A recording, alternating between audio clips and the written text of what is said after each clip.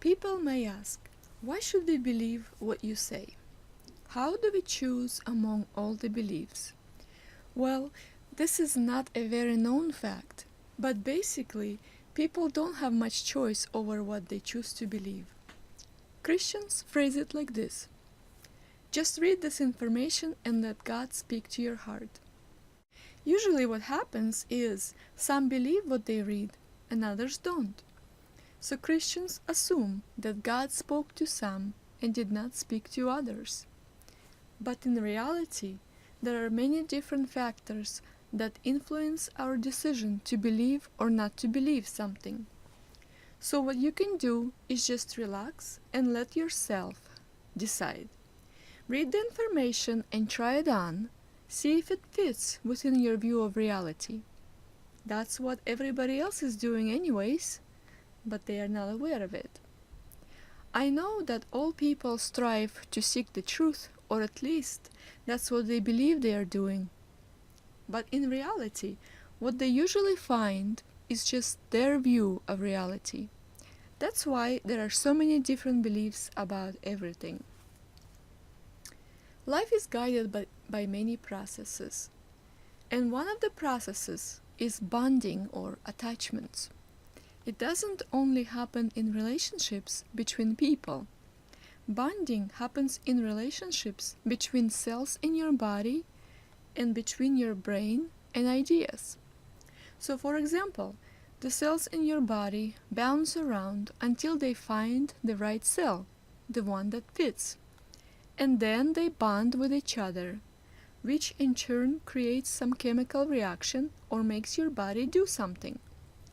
In the same way, people's brain keeps coming across many different ideas until it finally bonds with the one that feels right, and then it changes their life, or at least their view on things.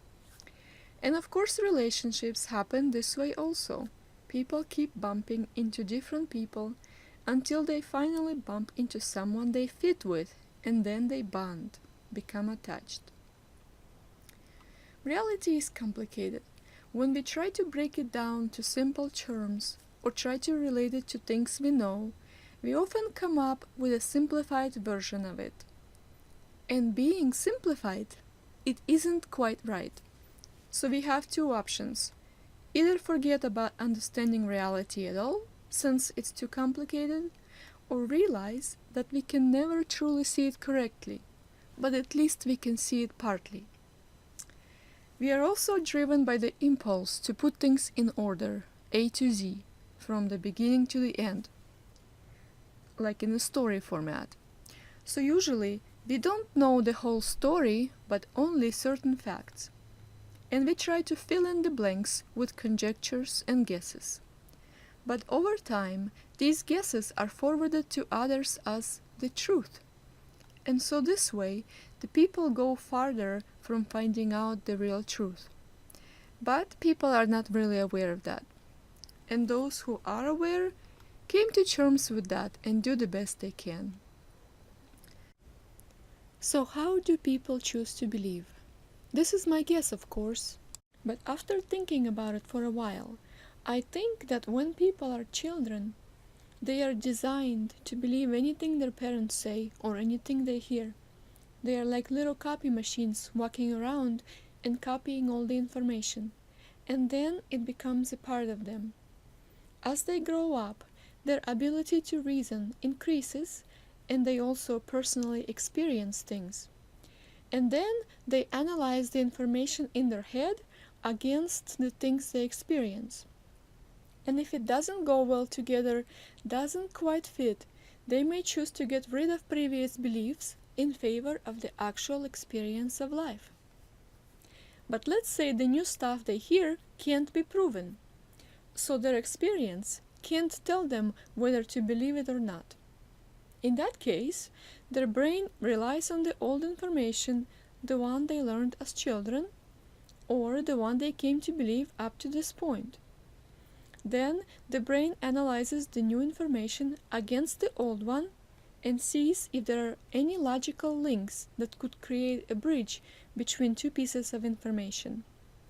If there are any links, then the brain stretches to include the new beliefs. And sometimes people say, well, maybe this is possible. Then, as more links to this new information are created, the more believable it becomes. If the new information sounds way too weird, it just means that there are no links in your brain to this information. There is no bridge. But some people may tell you something else later which will make a link to the old information. And then, when you hear this information again, that other link will become a link for this information. It's like when you try to get someone to like a new food. First, you feed them some combinations of the old food and the new one. And then, as their taste buds get used to the pieces of the new taste, then you could go ahead and have them try this new taste all by itself. So whenever someone is trying to make you believe something, they have to say it in such a way which creates links from this new information to the old one. And then you'll be able to believe. There are two kinds of people in the world: those who can believe a certain set of ideas and those who can't. Religious people and atheists are one kind. They believe. Religious people are convinced that God exists. Atheists are convinced that God doesn't exist. So these are all a type of believers. They can believe a set of ideas. But there is another group of people who can't believe in any one idea without good proof. These two types of people have a different brain activity. Those who believe things, it's like their brain has the ability to focus on just one set of ideas and say, this is the truth, this is how it is, this is reality. So when some event happens, their brain can provide one explanation for this event and can believe that this event happened because of such and such. This type of brain can be compared to a light which shines on a singer on a stage. At that moment, it's like the singer is the only thing that exists.